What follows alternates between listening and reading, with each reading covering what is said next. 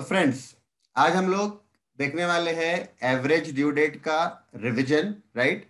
तो फ्रेंड्स, मैं आप लोगों को बहुत ही कम टाइम में, राइट, मेरा टारगेट है बेटा 45 मिनट से 50 मिनट्स में हम लोग पूरा चैप्टर रिवाइज कर लेंगे। और एक एक, अब इसमें 4 केसेस है, आप लोगों को पता होगा बेटा। तो हम लोग चारों केसेस में से एक एक क्वेश्चन चारों केसेस का देख लेंगे आंसर के साथ, राइट। और मैंने एक सुपर समरी टेबल बनाया है, राइट, जिसमें मैं आपको सारे केसेस का एक ही टेबल में एवरेज ड्यू डेट कैसे निकालना, इंटरेस्ट कैसे कैलकुलेट करना, कौन सा इंटरेस्ट कब से लेकर कब तक कैलकुलेट करना होता है, ठीक है, ये हम लोग सारा का सारा एक ही टेबल में देख लेंगे। स्टार्ट करते हैं बेटा। अब very quickly, average due date start करने के पहले आप सबको पता है बेटा, आप लोगों को ड्यू डेट कैलकुलेट करते आना चाहिए, ठीक है। तो पहले हम लोग देखेंगे ड्यू डेट कैसे कैलकुलेट करना है। वेरी क्विकली आपको आता है, मुझे पता है, मुझे खाली आपको ये ब्रश अप करवाना है, राइट, आपको ये फटाफट रिवाइज करवाना है। तो स्टार्ट करते बेटा। सबसे पहले देखेंगे how to calculate due date, ठीक है। और उसके बाद फिर हम लोग देखेंगे एवरेज ड्यू डेट कैसे कैलकुलेट करना है। आ जाओ बेटा। तो देखना बेटा, ड्यू डेट किसको बोलते हैं सबसे पहले। हाँ, ड्यू डेट कहा जाता है बेटा उस डेट को जिस दिन को ड्रॉवी या कस्टमर अपना पेमेंट करेगा, राइट। आप सबको मालूम है बेटा कि जो सेलर होता है वो जब बिल ड्रॉ करता है तो वो ड्रॉवर बन जाता है, राइट। और वो जो अपने बिल पर वो कुछ डेज लिखता है, कुछ मंथ्स लिखता है, जिसको हम टर्म ऑफ द बिल बोलते हैं, राइट। जैसे 30 डेज आफ्टर डेट, या 30 डेज आफ्टर साइट, या 1 मंथ आफ्टर डेट, या 1 मंथ आफ्टर साइट। तो ये जो डेज और मंथ जो बिल में लिखे होते हैं बेटा, उसको हम टर्म ऑफ द बिल बोलते हैं, ठीक है। तो जो कस्टमर है या जो ड्रॉवी है उसको पेमेंट करना होता है वो ड्यू डेट पे, ठीक है। अब वो ड्यू डेट कैसे कैलकुलेट करना बेटा, उसका एक सिंपल सा फॉर्मेट है। देखो क्या करना है बेटा, डेट ऑफ बिल ड्रॉन या फिर डेट ऑफ बिल एक्सेप्टेड। बेटा डेट ऑफ बिल ड्रॉन और date of bill accepted, right, हमको दोनों में से किसी एक डेट से स्टार्ट करना है। कौन से डेट से स्टार्ट करेंगे मैं आपको अभी बताऊंगा नोट के अंदर, राइट। तो आप या तो डेट ऑफ बिल ड्रॉन या डेट ऑफ बिल एक्सेप्टेड से स्टार्ट करना। उसमें जो भी टर्म ऑफ द बिल रहेगा, मंथ्स में या डेज में, आपको वो ऐड करना है। जैसे हम ऐड करेंगे बेटा तो हमको मिल जाता है ड्यू डेट, हमको मिल जाएगा ड्यू डेट, राइट। फिर ड्यू डेट में बेटा हमको 3 दिन ऐड करने हैं ग्रेस के, ठीक है, जिसको ग्रेस डेज कहा जाता है। तो हम लोग ग्रेस डेज ऐड करेंगे। अब मैं आगे आपको बताऊंगा ग्रेस डेज कब ऐड करना है और कब ऐड नहीं करना है। अभी के लिए आप ये समझ के चलो कि हमको 3 दिन ग्रेस के ऐड करने हैं, राइट। जब हम ड्यू डेट में बेटा ग्रेस डेज ऐड करेंगे 3, तो हमको जो डेट मिलेगी that date will be called as date of maturity, right. तो जनरली ड्यू डेट होता है ग्रेस डेज ऐड करने के पहले का डेट, और डेट ऑफ मैच्योरिटी होता है बेटा 3 दिन ग्रेस के ऐड करने के बाद। जनरली ये रूल है। लेकिन आगे आप देखना कि आपके इंस्टीट्यूट के मॉड्यूल में या जो भी ऑथर्स के बुक्स आप देखोगे बेटा, वो सारे बुक्स के अंदर और आपके मॉड्यूल के अंदर भी आगे जब भी ड्यू डेट कहा होता है तो आपने समझ जाना है कि वो डेट ऑफ मैच्योरिटी की बात कर रहा है, ठीक है। तो चल, ये हमने फॉर्मेट देखा बेटा। अब इसमें हमको कुछ चीजें याद रखनी है। सबसे पहले मैंने आपको बताया था डेट ऑफ बिल ड्रॉन या डेट ऑफ बिल एक्सेप्टेड कहां से स्टार्ट करेंगे, ठीक है। तो नोट नंबर 1 देखना बेटा, नोट नंबर 1, ठीक है। हमारा स्टार्टिंग पॉइंट क्या रहेगा ड्यू डेट फाइंड करने के लिए, हमारी स्टार्टिंग डेट क्या रहेगी, ठीक है। तो बेटा देखना, कभी भी ना जब ड्रॉवर बिल ड्रॉ करता है ना तो वो बिल पे लिखता है 30 डेज या 1 मंथ आफ्टर डेट लिखता है या आफ्टर साइट लिखता है। मतलब बिल पर या तो वो आफ्टर डेट लिखेगा या तो वो आफ्टर साइट लिखेगा। अगर आफ्टर डेट लिखा है बेटा तो जिस दिन ड्रॉवर ने बिल ड्रॉ किया है वो स्टार्टिंग पॉइंट लेना for finding due date, right. फिर से बोलता हूं बेटा, अगर ड्रॉवर ने बिल पे लिखा है सम टाइम डेज या मंथ आफ्टर डेट, तो आपने स्टार्ट करना है डेट ऑफ बिल ड्रॉन से। अगर ड्रॉवर ने लिखा है बेटा डेट ऑफ, अगर ड्रॉवर ने लिखा है 30 डेज या 1 मंथ आफ्टर साइट, राइट। तो जिस दिन ड्रॉवी ने बिल एक्सेप्ट किया, राइट, उस दिन हमको स्टार्ट करना पड़ेगा। यानी हमारा जो स्टार्टिंग पॉइंट रहेगा वो अगर आफ्टर डेट दिया हुआ है तो डेट ऑफ बिल ड्रॉन से स्टार्ट करो, आफ्टर साइड बोला है बेटा तो डेट ऑफ बिल एक्सेप्टेड से स्टार्ट करो, राइट। ये हो गया। इसमें नोट नंबर 2, नोट नंबर 2 बेटा, अभी बहुत बार क्या होता है कि जब हम लोग डेज ऐड करते हैं ना बेटा, तो कभी भी याद रखो पहला दिन, राइट, यानी जो हमारा स्टार्टिंग पॉइंट है बेटा, वो डे को आपको एक्सक्लूड करना है, यानी उसको इंक्लूड करके आप नंबर ऑफ डेज ऐड मत करना, ठीक है। यानी कभी भी याद रखो एवरेज ड्यू डेट के अंदर भी, और अभी हम ड्यू डेट फाइंड कर रहे हैं बेटा, वहां पर भी फर्स्ट डे आपको एक्सक्लूड करना है, लास्ट डे जो रहेगा वो हम लोग इंक्लूड करेंगे।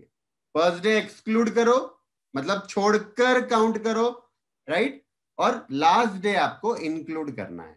आगे नोट नंबर 3 बेटा, अभी समझो बेटा कि आपने अगर ग्रेस डेज ऐड कर लिया और आपको मिल गया डेट ऑफ मैच्योरिटी, राइट, और ये date of maturity, I repeat, grace days add करने के बाद का डेट ऑफ मैच्योरिटी अगर ये पब्लिक हॉलिडे आता है, ठीक है, तो आपको एक दिन पहले का जो डे रहेगा, एक दिन पहले का जो वर्किंग डे रहेगा बेटा, आपको उसको बनाना है date of maturity. preceding date, preceding working day will be your date of maturity, right? Now question is कि public holiday किसको बोलेंगे? तो all Sundays are public holiday, ये समझना है। Sundays को बैंक बंद होती है बेटा। इसके अलावा 15 अगस्त, 26 जनवरी ये तो पब्लिक हॉलिडे है ही। इसके अलावा गवर्नमेंट ऑफिशियल गैजेट के अंदर हॉलिडेज की लिस्ट बताती है, राइट। तो वो लिस्ट के अंदर जो भी हॉलिडेज है उसमें मोस्टली बड़े बड़े फेस्टिवल जो है हमारे, दिवाली, दशहरा, ईद, क्रिसमस, वो सारी डेट्स उसमें आती है बेटा, राइट, वो सारी की सारी पब्लिक हॉलिडे है। तो अगर आपका date of maturity public holiday पे आया तो आपसे एक दिन पहले का जो वर्किंग डे रहेगा वो आपका डेट ऑफ मैच्योरिटी माना जाएगा, राइट। अच्छा, बहुत बार ऐसा भी होता है बेटा कि आपका जो डेट ऑफ मैच्योरिटी आया 3 दिन ऐड करने के बाद वो इमरजेंसी हॉलिडे आ गया, है ना, इमरजेंसी हॉलिडे आ गया। बहुत बार होता है बेटा कि मान लो कि सिटी में स्ट्राइक हो गया, कुछ प्रॉब्लम हो गया, ठीक है, तो इमरजेंसी हॉलिडे या सडन हॉलिडे आ जाती है। उस केस में एक दिन बाद का जो डे रहेगा, मतलब next working day will be your date of maturity, right. यानी अगर पब्लिक हॉलिडे आया बेटा तो एक दिन पहले का डेट ले लेने का, और अगर इमरजेंसी हॉलिडे आ गई तो एक दिन बाद का लेने का। लेकिन आपको याद रखना है बेटा वो एक दिन पहले वाला भी वर्किंग डे होना चाहिए, एक दिन बाद वाला भी वर्किंग डे होना चाहिए, राइट। तो ये हो गया बेटा। नोट नंबर 3 तक हमने रीड कर लिया। नोट नंबर 4, नोट नंबर 4 भी हो गया बेटा अपना। अगर इमरजेंसी हॉलिडे है तो एक दिन बाद का हमारा डेट ऑफ मैच्योरिटी रहेगा, राइट ना बेटा। नोट नंबर 5 देखना, बहुत बार क्या होता है, जैसे अगर मैं आपको एग्जाम्पल दूं बेटा, समझो कि हमारा डेट ऑफ बिल ड्रॉन, हाँ, डेट ऑफ बिल ड्रॉन है, मान लो बेटा date of bill drawn is 31 January 2020, ठीक है, और टर्म ऑफ द बिल दिया हुआ है 1 मंथ का। अगर बेटा मैं इसमें 1 मंथ ऐड करूं, ठीक है, तो ये आ जाएगा 31/2/2020, ठीक है। अब 31/2 यानी फेब्रुवरी हो गया बेटा, तो फेब्रुवरी के अंदर 31 तो होता नहीं है ना। तो इन दैट केस बेटा हम लोग क्या करते हैं, ड्यू डेट फाइंड कर रहे हैं हम लोग। इन दैट केस हम लोग क्या करते हैं, उस मंथ का जो लास्ट डे होता है ना वो हमारा ड्यू डेट बन जाता है, ठीक है। तो फेब्रुवरी का लास्ट डेट बेटा, अब 2020 इज अ लीप ईयर, है ना, तो फेब्रुवरी का जो लास्ट डेट रहेगा वो 29 रहेगा। तब जो आपका ड्यू डेट आया बेटा सितंबर आया, आपका ड्यू डेट आया 30 सितंबर, राइट। तो याद रखना अगर मान लो कि आपका नंबर ऑफ मंथ्स ऐड करने के बाद अगर 31 सितंबर आ रहा है, राइट, तो 31 सितंबर तो होता नहीं है बेटा, तो सितंबर की जो लास्ट डेट होती है ना उसी को ड्यू डेट मानने का, ठीक है। तो ये नोट क्या बोलता है कि जब हम लोग ड्यू डेट फाइंड करने के लिए, जब हम लोग ड्यू डेट फाइंड करने के लिए बेटा term of the bill add करते हैं, और खास करके टर्म ऑफ द बिल अगर मंथ्स में है, राइट? तो अगर term of the bill months में है बेटा और आपने वो मंथ ऐड कर दिया, मंथ ऐड करने के बाद आपको जो डेट मिली वो डेट उस मंथ में है ही नहीं, राइट? जैसे 30 फरवरी होता ही नहीं है बेटा, 31 सितंबर होता ही नहीं है, 31 नवंबर होता ही नहीं है। तो अगर ड्यू डेट आपकी ऐसी डेट आ रही है कि जो वो मंथ में होती ही नहीं है, तो उस मंथ का जो लास्ट डे होता है उसको आप ड्यू डेट मान लेना, ठीक है? तो ये हो गया बेटा हमारा नेक्स्ट नोट नंबर 5 कंप्लीट बेटा। हाँ, आगे देखना। नोट नंबर 6 लास्ट नोट है बेटा, ग्रेस डेज कब ऐड करेंगे और कब ऐड नहीं करेंगे। तो एक सिंपल सा लॉजिक है बेटा, ग्रेस डेज आप तब ऐड करोगे जब टेनर बिल है, मतलब वो बिल भी होना चाहिए और टेनर भी होना चाहिए। टेनर का मतलब होता है बेटा कि जहां bill pay number of days या नंबर ऑफ मंथ्स लिखा होता है, मतलब आज बिल ड्रॉ किया गया और ड्रॉवर बोल रहा है कि आज से 40 डेज बाद पेमेंट करना, आज से 2 महीने के बाद पेमेंट करना। तो आज से कुछ डेज या कुछ मंथ के बाद अगर पेमेंट करना है, उस बिल को टेनर बिल कहा जाता है, राइट? तो अगर टेनर बिल है तो ही हम 3 दिन ग्रेस के ऐड करेंगे, ठीक है? अब ग्रेस डेज कब ऐड नहीं करेंगे? तो सिंपल है बेटा, अगर टेनर इनवॉइस है, आई रिपीट टेनर इनवॉइस है, तो उसमें हम लोग 3 दिन ग्रेस के ऐड नहीं करते हैं, राइट? टेनर बिल होना चाहिए तो 3 दिन ग्रेस के ऐड करेंगे। टेनर इनवॉइस है तो ग्रेस डेज ऐड नहीं करेंगे, ठीक है? अब ग्रेस डेज और कब ऐड नहीं करेंगे, तो सेकंड देखना बेटा, नॉट टू बी एडेड देखना, not to be added, right? इसमें पॉइंट नंबर 2 देखना, अगर बिल ऑन डिमांड है, एट प्रेजेंटेशन है या एट साइट है, on demand, at presentation, at sight, ये तीनों ही केसेस में बेटा वो जो ड्यू डेट होती है ना वो ऑलरेडी बिल पे मेंशन्ड की होती है, मतलब ड्रॉवर वो वाली डेट बिल पे मेंशन कर देता है, या वो ऐसे लिख देता है कि ऑन डिमांड। तो ऑन डिमांड का मतलब क्या हुआ बेटा कि जिस दिन ड्रॉवर डिमांड करेगा उस दिन ड्रॉवी को पैसा देना पड़ेगा। तो यहां पर भी हम लोग 3 दिन ग्रेस के ऐड नहीं करेंगे, ठीक है बेटा? तो आई होप आपको समझ में आया होगा किस तरीके से हम लोग ड्यू डेट फाइंड आउट करते हैं, ठीक है? अब क्वेश्चन आपके माइंड में ये आ रहा होगा कि हम लोग ड्यू डेट सर क्यों फाइंड आउट कर रहे हैं, है ना? तो बेटा average due date find out करने के लिए ड्यू डेट पहले फाइंड करना जरूरी है, ठीक है? अब हम लोग आ रहे हैं बेटा एवरेज ड्यू डेट कैसे कैलकुलेट करना है, ठीक है? देखना बेटा, सबसे पहले एवरेज ड्यू डेट का मीनिंग क्या है? हाँ, तो एवरेज ड्यू डेट बेटा ये वो डेट है जिस दिन पे ड्रॉवी बहुत सारे बिल का पेमेंट एक साथ कर देगा, उस दिन को हम कहते हैं average due date, right? The average due date is the date on which the drawee or customer will make payment of all the bills together. सारे बिल्स का बेटा पेमेंट वो एक साथ कर देगा, एक ही दिन पे कर देगा, right? In such a way that there is no loss to either of the party, मतलब ड्रॉवर ऑफ द बिल और ड्रॉवी ऑफ द बिल दोनों को लॉस नहीं होना चाहिए।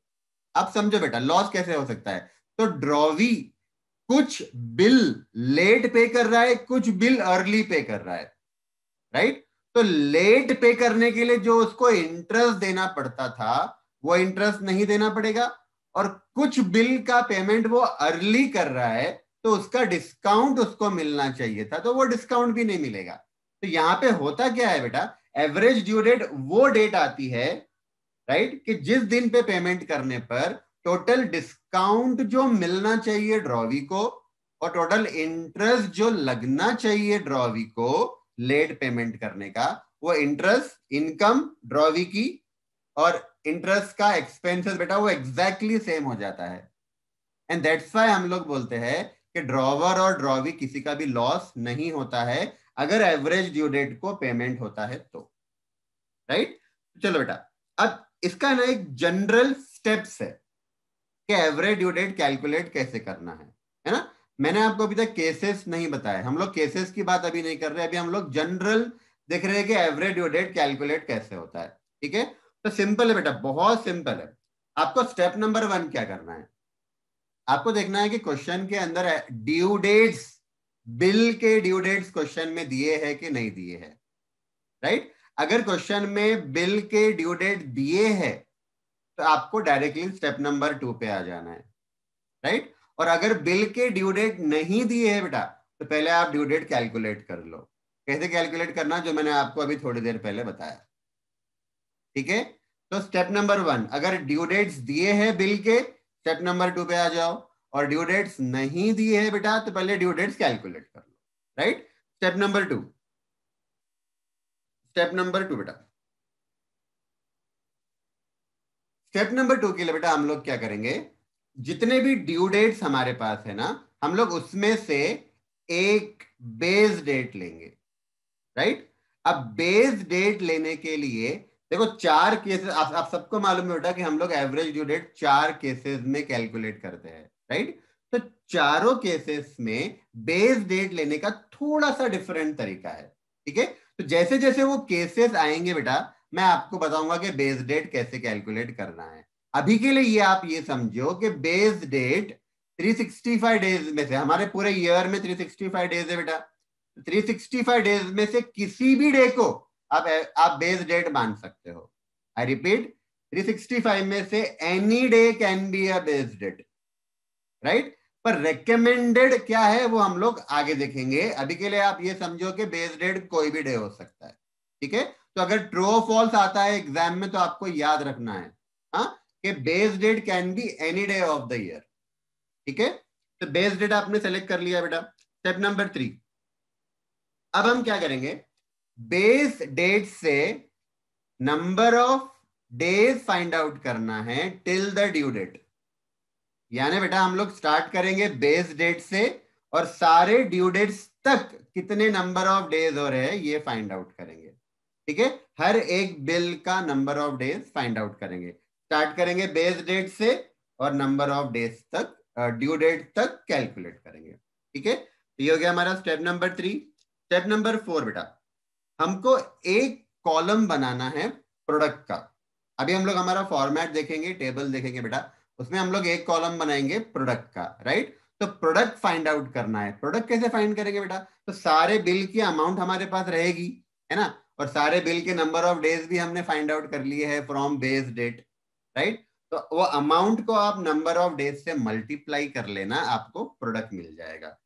उसके बाद बेटा हम लोग क्या करेंगे, स्टेप नंबर 5, जो प्रोडक्ट हमने फाइंड आउट किया है उसका टोटल कर लेंगे, उसका समेशन कर लेंगे। और जो बिल की अमाउंट है, राइट, जो हमारे बिल्स है बेटा उनकी जो अमाउंट है वो सारे अमाउंट का भी सम कर लेना। यानी हमको 2 सम चाहिए, प्रोडक्ट का सम चाहिए, अमाउंट का सम चाहिए, राइट। और step number 6, ADD find out करना है। एडीडी मतलब एवरेज ड्यू डेट हमको फाइंड आउट करना है। तो कैसे करेंगे बेटा, तो जो बेस डेट हमने लिया है, जो हमने बेस डेट लिया है बेटा, उस बेस डेट में हमको कुछ एडजस्टिंग डेज ऐड करने हैं या एडजस्टिंग मंथ्स ऐड करने हैं, एज द केस में भी, राइट। अब मैं ऐसा क्यों बोल रहा हूं कि एडजस्टिंग डेज या एडजस्टिंग मंथ्स, तो आप समझो बेटा, जो हमने स्टेप नंबर 3 किया था ना, find the number of days और मंथ, उसमें अगर मैंने बेस डेट से ड्यू डेट तक number of days find out किए हैं, राइट, तो मैं एवरेज ड्यू डेट के फॉर्मूले में एडजस्टिंग डेज ऐड करूंगा। लेकिन अगर मैंने बेस डेट से ड्यू डेट तक number of month find out किए है बेटा, राइट, तो फिर एडीडी के फॉर्मूले में यहां पे हमको एडजस्टिंग मंथ्स ऐड करना है। ठीक है, इसलिए मैंने बोला एज द केस में भी। अब देखना बेटा, फॉर्मूला क्या है हमारा, base date plus sum of product upon sum of amount. तो हमने 2 सम, है ना, प्रोडक्ट का सम फाइंड आउट किया था, अमाउंट का सम फाइंड आउट किया था। तो प्रोडक्ट के सम को डिवाइड कर दो बेटा अमाउंट के सम से, तो आपको या तो एडजस्टिंग डेज मिल जाएंगे या तो एडजस्टिंग मंथ मिल जाएंगे, राइट। वो आपने बेस डेट में जोड़ देना, ऐड कर देना। वो ऐड करने के बाद जो आपको डेट मिलेगी that will be the average due date, right. अब एवरेज ड्यू डेट का बेटा, एवरेज ड्यू डेट का जनरल जनरल इंटरप्रिटेशन क्या होता है, राइट, वो समझना बेटा।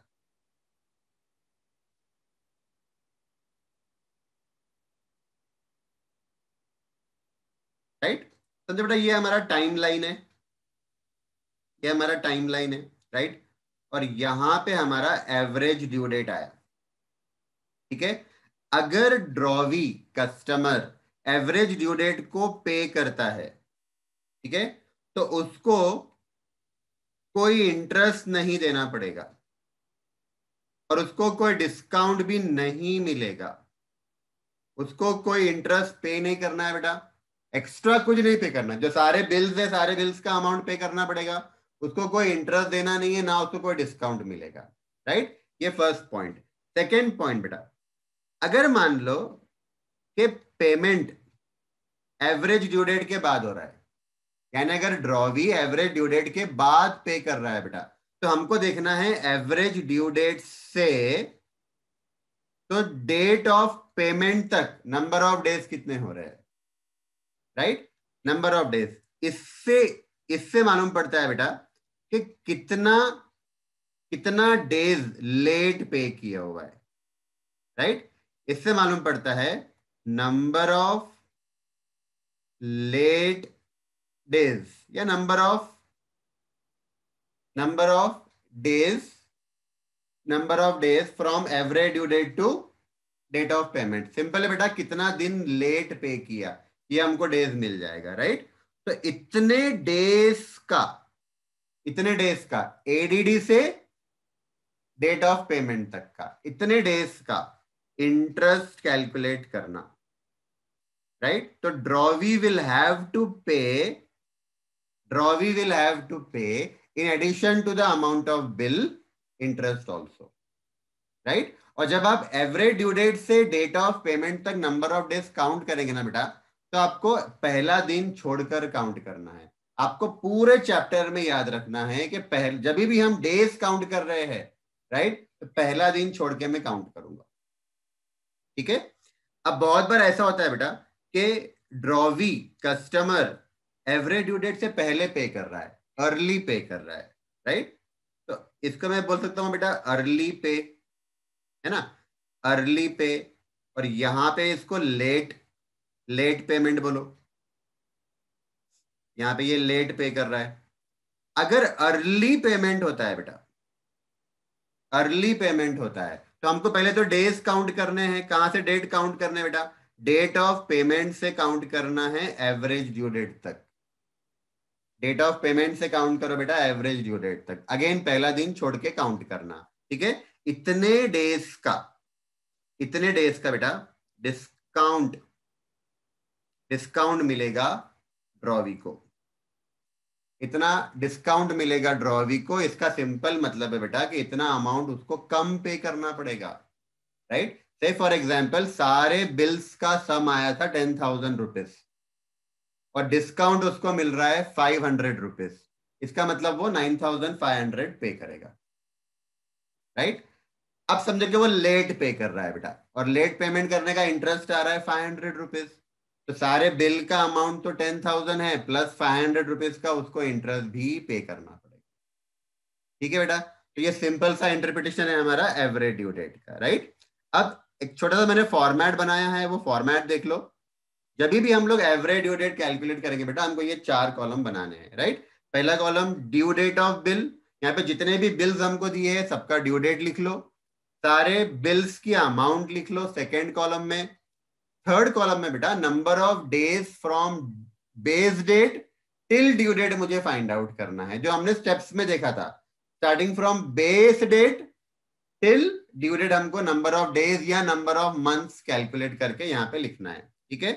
और इसका अमाउंट ऑफ बिल और नंबर ऑफ डेज या मंथ जो भी आ रहा है बेटा, उसका मल्टीप्लीकेशन करो, आपको प्रोडक्ट मिल जाएगा। इसलिए मैंने ब्रैकेट में देखो यहाँ पे अमाउंट ऑफ बिल के कॉलम में ए लिखा है ब्रैकेट में, और नंबर ऑफ डेज या मंथ के ब्रैकेट में बी लिखा है। ए मल्टीप्लाइड बाय बी करके हमको प्रोडक्ट वाला कॉलम मिल जाएगा, ठीक है बेटा। अब आते हैं हम लोग हमारे 4 केसेस पे। हाँ, 4 केसेस बेटा जो हमको एवरेज ड्यू डेट कैलकुलेट करना है तो एग्जाम में आपको 4 केसेस में से किसी एक केस पे क्वेश्चन आ सकता है। ठीक है, पहला केस हमारा क्या है बेटा? पहला केस क्या है कि जहां पे ड्रॉवर ने ड्रॉवी पे कुछ बिल्स ड्रॉ किए हैं, राइट? से फॉर एग्जांपल 4-5 बिल ड्रॉ किए बेटा, और ड्रॉवी चाहता है कि सारे बिल्स का पेमेंट वो एक ही दिन को कर दे। ठीक है, इन सच अ वे दैट किसी भी पार्टी का लॉस नहीं होना चाहिए। ठीक है, तो ये हमारा केस नंबर 1 है। तो केस नंबर 1 में हम लोग कैसे करेंगे बेटा एवरेज ड्यू डेट? तो देखो, वैसे मैंने आपको जनरल स्टेप्स तो बता दिए हैं, वही स्टेप्स हमको फॉलो करना है। जहां थोड़ा बहुत चेंजेस है मैं आपको अभी वो बता रहा हूं, राइट?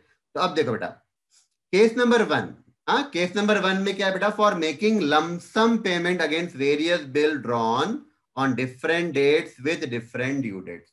मतलब ड्रॉवर ने बहुत सारे बिल ड्रॉ किए हैं और ड्रॉ भी चाहता है कि सारे बिल्स का पेमेंट वो एक साथ एक दिन को कर दे, राइट? अब क्या करना है बेटा? तो बेस डेट क्या लेंगे, राइट? अब बच्चे दो, ये पूरे चैप्टर में बच्चे दो एरियाज में कंफ्यूज होते हैं, उस पर मैं थोड़ा फोकस कर रहा हूं बेटा और आपको समझा रहा हूं अच्छे से, आपको कॉन्सेंट्रेट करना है, राइट? पहली बात तो सारे केसेस में बेस डेट क्या होना चाहिए, नंबर 1। और सारे केसेस में इंटरेस्ट कैलकुलेट कैसे करना है, कहां से कहां तक। ठीक है, तो एकदम ध्यान से सुनना बेटा। पहले केस में जो बेस डेट है, पहले दो केस में बेटा जो बेस डेट होता है ना, वो 365 डेज ऑफ द ईयर में से आप किसी कोई भी डे ले सकते हो। You can take any day of the year, right? लेकिन प्रेफरेबली आपको सारे ड्यू डेट्स में से जो अर्लीस्ट ड्यू डेट है वो लेना है, राइट? वो इसके लिए बेटा कि आप अगर अर्लीस्ट ड्यू डेट लेते हो ना, इसके दो फायदे हैं। एक तो आपका जो first due date, first bill का जो ड्यू डेट है, उसका नंबर ऑफ डेज 0 आ जाएगा, वहां आपका टाइम बचेगा। सेकेंड एडवांटेज बेटा इसका ये है कि आपके नंबर ऑफ डेज नेगेटिव नहीं आएंगे, नंबर ऑफ डेज सारे पॉजिटिव आएंगे।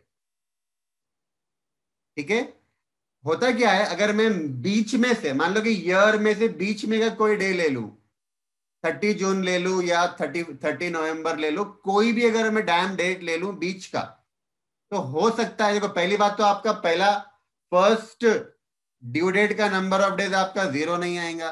दूसरा बेटा पॉसिबिलिटी है कि नंबर ऑफ डेज नेगेटिव आ जाए।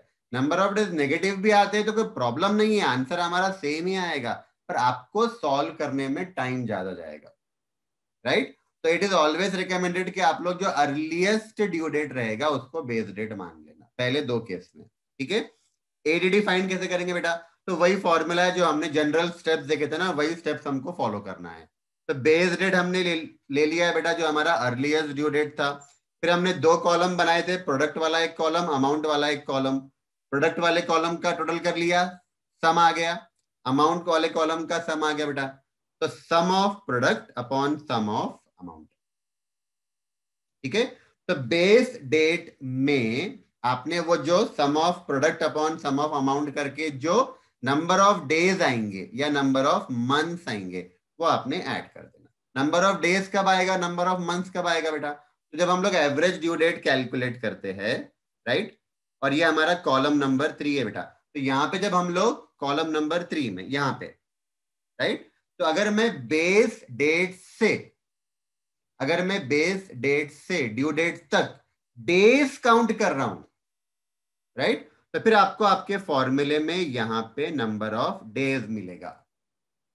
लेकिन बेटा अगर ये थर्ड कॉलम में मैं मंथ्स बता रहा हूं, बेस डेट से ड्यू डेट तक मंथ्स बता रहा हूं, राइट, तो फॉर्मूले में आपको ये डिवाइड करने पर नंबर ऑफ मंथ्स मिलेंगे। ठीक है, तो सर क्या करना, डेज लेना कि मंथ्स लेना यहां पे, राइट? तो बेटा अगर मंथ्स लेना पॉसिबल है तो मंथ्स ही लेने का। मंथ्स लेना कब पॉसिबल है बेटा? तो सिंपल है, अगर सारे ड्यू डेट्स बिल के या तो first day of the month है या last day of the month है, अगर सारे due dates first day of the month या last day of the month है, तो आपको मंथ्स कैलकुलेट करना बहुत सिंपल जाएगा बेटा। ठीक है, लेकिन अगर कोई मिडल ऑफ द मंथ का डे है ना, 14th 18th टू 8 कोई भी, इन दैट केस आपको डेज में ही कैलकुलेट करना पड़ेगा। ठीक है, आ जाओ। तो ये हम जो हम लोग टेबल देख रहे हैं ना बेटा, ये हमारा सुपर समरी टेबल है। आप ये एक टेबल पढ़ लेंगे ना, आपके सारे कंसेप्ट क्लियर हो जाएंगे, आपको पूरा रिवाइज भी हो जाएगा, राइट। चलो, अब इंटरेस्ट कैसे कैलकुलेट करना है? हाँ, तो यहां पे सिंपल है बेटा, याद रखना, एवरेज ड्यू डेट के दिन अगर पेमेंट हो रहा है तो no interest no discount.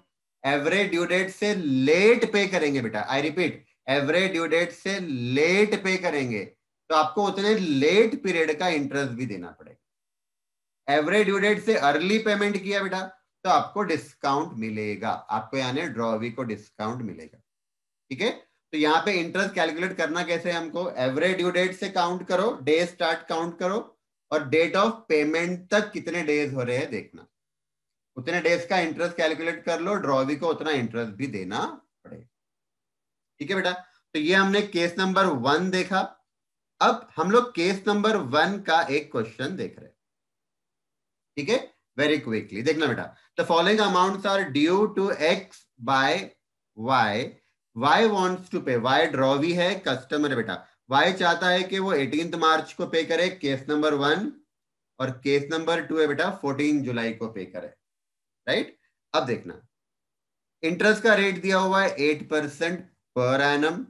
Due dates question में दिए हैं, मैंने आपको स्टेप नंबर 1 में बताया था बेटा, अगर ड्यू डेट्स क्वेश्चन में दिए हैं डायरेक्टली आप स्टेप नंबर 2 में आ जाना। यहाँ पे ड्यू डेट्स दिए हैं, आपको याद रखना है, अगर क्वेश्चन में ड्यू डेट्स नहीं दिए हैं आपको ड्यू डेट्स कैलकुलेट करना पड़ेगा, ठीक है।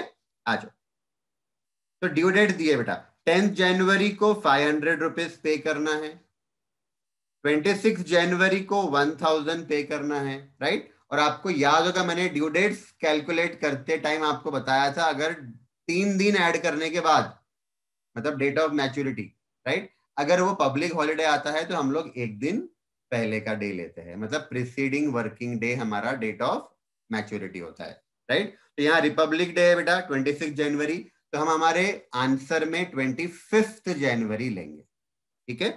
23 मार्च को 3000 रुपीज पे करना है ड्रॉवी ने, 18 अगस्त को 4000 पे करना है बेटा, लेकिन 18 अगस्त को संडे आया, क्वेश्चन में दिया हुआ है, तो हम लोग 1 डे बिफोर वाला डे लेंगे आंसर में, यानी कौन सा लेंगे बेटा 17 अगस्त, राइट। चलो, तो सबसे पहले हमको देखना है एवरेज ड्यू डेट कैलकुलेट कैसे करना है। देखना बेटा, ये सारे ड्यू डेट जो क्वेश्चन में दिए हैं ये वो वाले डेज है, ठीक है, और ये हमारे एक्चुअल ड्यू डेट है। दोनों अलग अलग क्यों बनाया, तो सिंपल है बेटा, यहाँ पे 26 जनवरी है पर हमको 25 लेके सॉल्व करना है, पब्लिक हॉलिडे। यहाँ पे ये संडे था बेटा 18, तो हमको 17 लेके सॉल्व करना है, राइट। अब ये कॉलम हमारे काम का नहीं है, हम क्या करेंगे बेटा, केस नंबर 1 आपको याद रखना है, मैंने क्या बताया था, बेस डेट कौन सा रहेगा, अर्लीस्ट ड्यू डेट लेना प्रेफरेबली। तो हमारा अर्लीस्ट ड्यू डेट है बेटा 10 जनवरी, देखो 10 जनवरी को हमने बेस डेट लिया हुआ है, राइट। 10 जनवरी को हमने बेस डेट लिया हुआ है। अब हम लोग क्या करेंगे, 10 जनवरी से ड्यू डेट तक नंबर ऑफ डेज काउंट करेंगे। हाँ, तो मैं यहां पे लिख लेता हूं बेटा, 10 जनवरी है हमारे पास, 10 जनवरी से 10 जनवरी 0, ये एक बेनिफिट है अर्लीस्ट ड्यू डेट लेने का, पहला आपका डेज हमेशा 0 आ जाएगा, ठीक है। फिर 10 जनवरी से बेटा 25 जनवरी 15 दिन। आपको याद रखना है जब आप नंबर ऑफ डेज काउंट करते हो तो पहला दिन एक्सक्लूड करना है, यानी जो 10 जनवरी है वहां से आप काउंट कर रहे हो ना बेटा, तो 10 को छोड़ के काउंट करना है, मतलब 11 से काउंट करना है, ठीक है। पहला दिन छोड़ दो, आखिरी दिन इंक्लूड करो, यानी सिंपल है बेटा, अगर मैं बोलूं कि 10 जनवरी से मुझे काउंट करना है 25 जनवरी, तो मैंने क्या करना, तो आपने 10 तारीख छोड़ देना, स्टार्टिंग डेट छोड़ देना, लेकिन जो लास्ट डेट है बेटा 25 उसको इंक्लूड करना, मतलब ये वाली डेट हो जाएगी एक्सक्लूड और ये वाली डेट हमको इंक्लूड करना है बेटा, ठीक है। आ जाओ, उसके बाद 10 जनवरी से 23 मार्च 72 डेज होते हैं, है ना।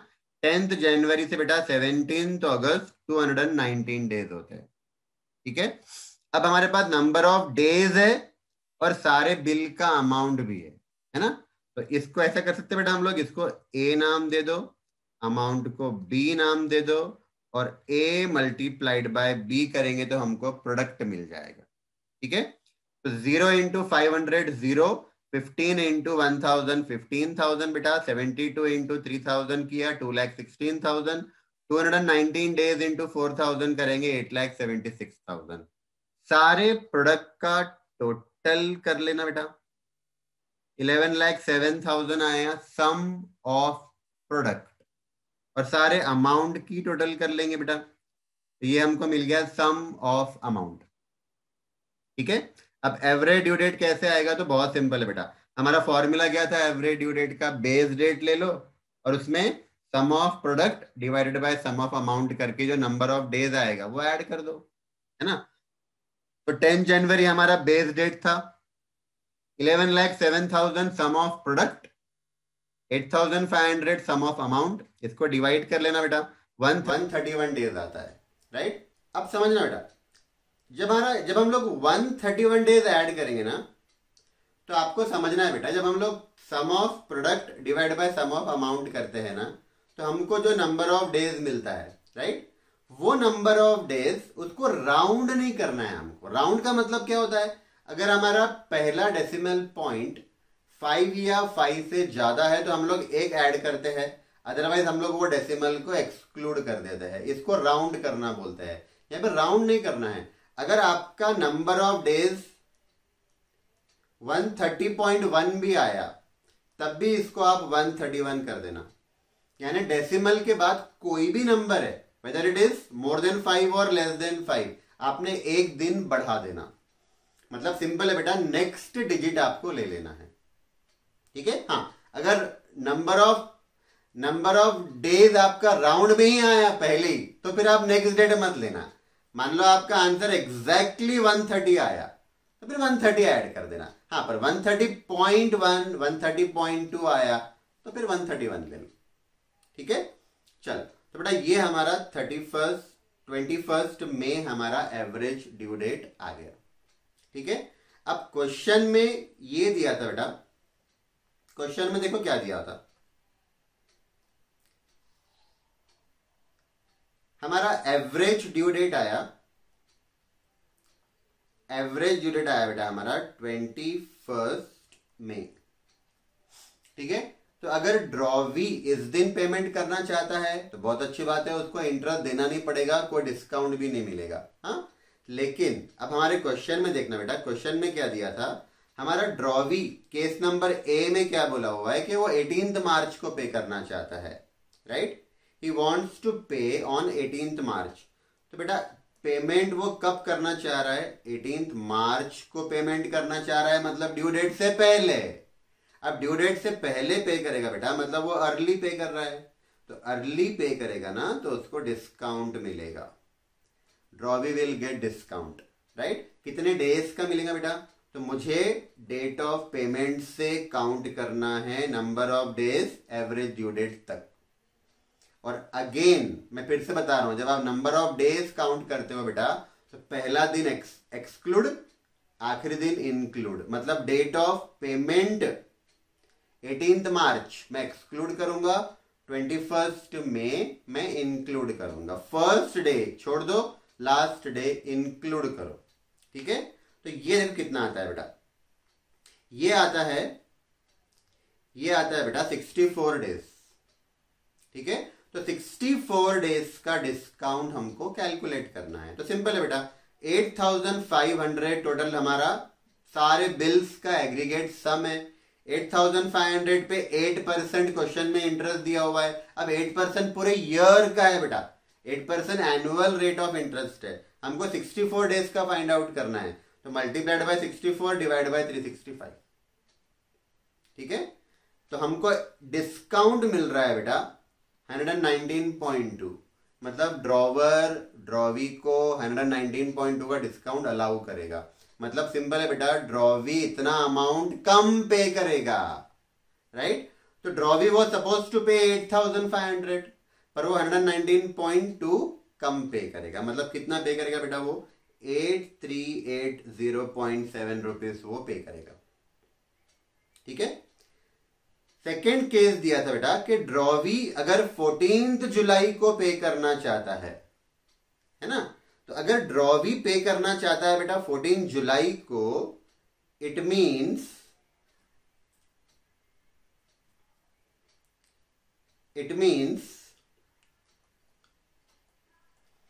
एडीडी के बाद पे कर रहा है ना बेटा, तो एडीडी के बाद पेमेंट कर रहा है मतलब लेट पेमेंट कर रहा है। लेट पेमेंट कर रहा है तो फिर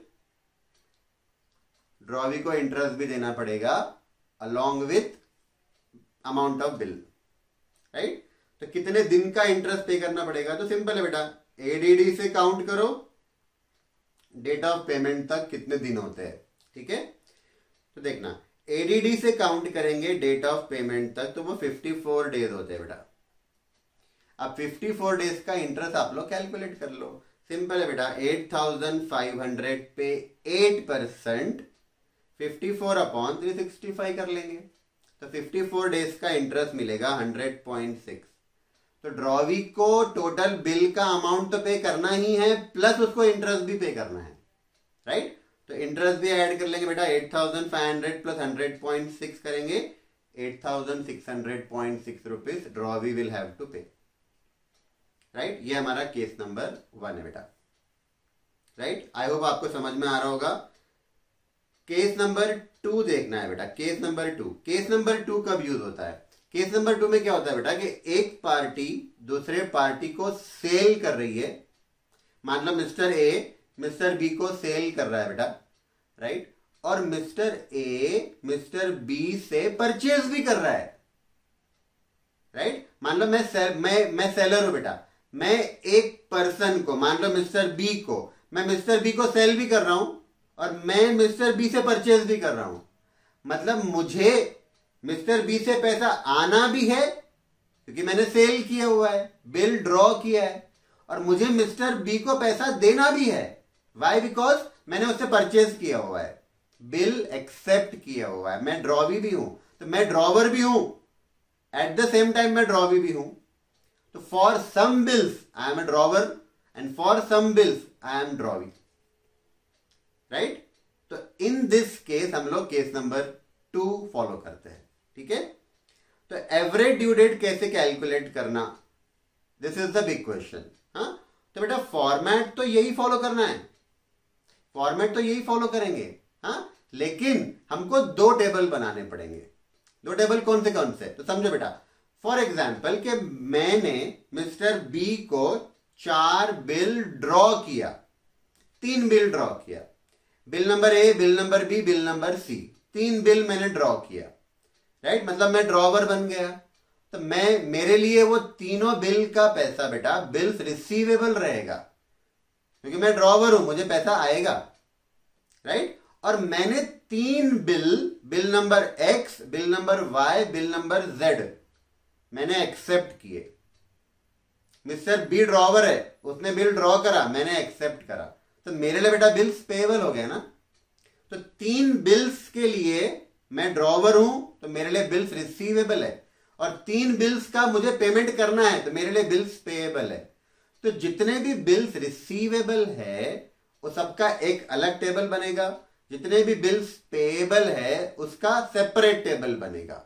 आई रिपीट, बिल्स रिसीवेबल का एक टेबल बनाओ, बिल्स पेएबल का एक टेबल बनाओ, राइट। और एक चीज आपको इसमें ये याद रखना है बेटा, although we are preparing 2 tables but the base date will be same for both the tables, right. गलती से भी ऐसा मत कर देना कि टेबल 1 के लिए अलग बेस डेट ले लिया, टेबल 2 के लिए अलग बेस डेट ले लिया, नहीं बेटा। तो अगेन यहां पर भी आपको earliest due date base date लेना है, और जो बेस डेट आप लोगे बेटा वो दोनों टेबल के लिए सेम बेस डेट रहेगी, ठीक है। तो अब होगा क्या बेटा, आपने 2 टेबल बनाए होंगे, तो दोनों टेबल के अंदर प्रोडक्ट वाला कॉलम होगा और दोनों टेबल में अमाउंट वाला कॉलम होगा, राइट। तो हम क्या करेंगे, देखो बेटा हमारा फॉर्मूला कैसे बन जाएगा। केस नंबर 2, बेस डेट ले लेंगे, राइट, जो हमने अर्लीस्ट ड्यू डेट लिया होगा बेटा, plus change in product upon change in amount. Change in product क्यों? तो जो मैंने टेबल 1 बनाया है बेटा और जो मैंने टेबल 2 बनाया था, टेबल 1 मैंने बनाया था for all bills receivable, table 2 मैंने बनाया था for all bills payable, right. तो मैंने दो टेबल बनाया बेटा। यहां पे मैंने अमाउंट का एक कॉलम बनाया होगा और प्रोडक्ट का कॉलम बनाया होगा बेटा, और टेबल 2 में भी अमाउंट वाला कॉलम होगा, प्रोडक्ट वाला कॉलम होगा। वैसे 4 कॉलम रहेंगे बेटा, मैं आपको सिर्फ वो 2 कॉलम का बता रहा हूं, राइट। मान लो मेरा बिल्स रिसीवेबल का टोटल आ रहा है 5,000 रुपीज और टोटल प्रोडक्ट आ रहा है बेटा 2 लाख, राइट। और टेबल 2 जो है बेटा हमारा बिल्स पेएबल वाला, उसका अमाउंट का टोटल आ रहा है 3,000 और प्रोडक्ट का टोटल आ रहा है बेटा 1,20,000, ठीक है। तो हमारे फॉर्मूले में हम क्या करेंगे बेटा, बेस डेट लेंगे plus change in product upon change in amount. Change का मतलब होता है डिफरेंस, राइट। तो बेटा पहले टेबल में जो प्रोडक्ट कॉलम है 2 लाख और सेकेंड टेबल में जो प्रोडक्ट कॉलम है 1,20,000, ये दोनों को माइनस कर लो। The difference is called as change, यानी 80,000 जो आ रहा है बेटा ये हमारा चेंज इन अमाउंट कहलाएगा, चेंज इन प्रोडक्ट कहलाएगा, राइट। 5,000 का टोटल बिल्स रिसीवेबल है, 3,000 का टोटल बिल्स पेएबल है। इसका डिफरेंस 5,000 माइनस 3,000, तो जो 2,000 आएगा बेटा वो चेंज इन अमाउंट है, राइट। तो आ जाओ देखो, बेस डेट ले लिया बेटा, चेंज इन प्रोडक्ट हमारे एग्जाम्पल में 80,000 है अपॉन चेंज इन अमाउंट हमारे एग्जाम्पल में 2,000 है, राइट। अब जो डेज आएंगे बेटा, डेज आएंगे या मंथ आएंगे, है ना, वो आपने इसमें ऐड कर लेना, ठीक है। तो जो डेट आएगी उस दिन हमको पेमेंट करना है, लेकिन कितना पेमेंट करना है बेटा, 5,000 तो मुझे पैसे आने थे और 3,000 मैंने देना था, राइट। तो मुझे नेट 2,000 रुपीज आएंगे, मतलब ड्रॉवी को 2,000 रुपए देना है, ड्रॉवर को 2,000 रुपए मिलेंगे नेट, लेकिन किस दिन बेटा, एवरेज ड्यू डेट को मिलेंगे, ठीक है। अब लास्ट कॉलम देखो, लास्ट कॉलम मैंने क्या बनाया बेटा, इंटरेस्ट कैलकुलेट कैसे करना है ना। तो यहां पर भी केस नंबर 1 के जैसा ही रूल फॉलो करना। एवरेज ड्यू डेट पे ड्रॉवी पे करता है तो no interest no discount, average due date से लेट पे कर रहा है बेटा, यही सेम रूल फॉलो होगा, यही सेम रूल फॉलो होगा बेटा। अब वो 2,000 रुपए पे करना पड़ेगा, यहां पे नेट अमाउंट पे करना पड़ेगा, वो नेट अमाउंट एडीडी से लेट पे करेंगे, इंटरेस्ट लगेगा। एडीडी से पहले पे करो बेटा तो डिस्काउंट मिल जाएगा, राइट। तो पहले 2 केस ऑलमोस्ट सिमिलर है, हाँ। अब बेटा सेकेंड केस का एग्जाम्पल देखते हैं, आ जाओ। तो केस नंबर 2 का क्वेश्चन बेटा, हाँ देखना। Manoj had the following bills receivable and bills payable against Sohan, ठीक है।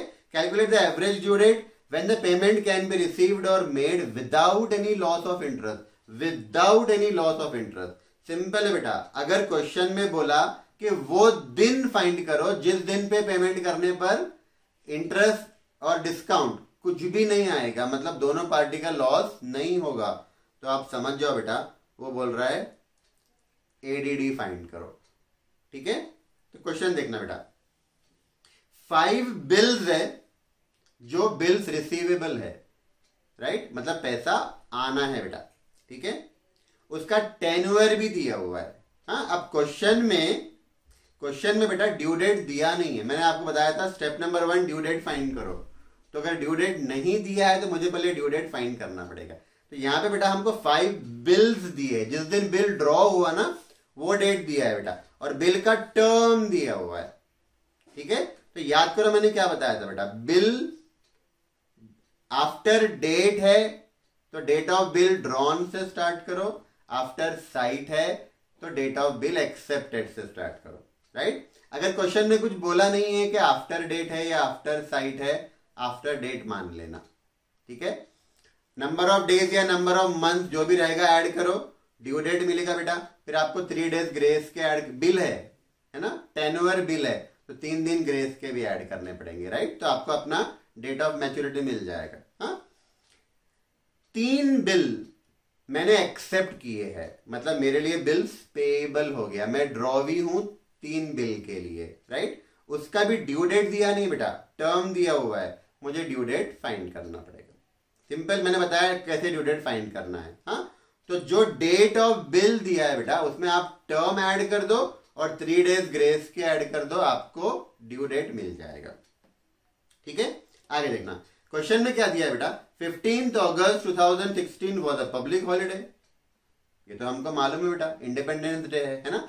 तो अगर पब्लिक हॉलीडे है तो एक दिन पहले का डे हमारा डेट ऑफ मैच्योरिटी मानना है। ठीक है, September 6 was also declared as sudden holiday.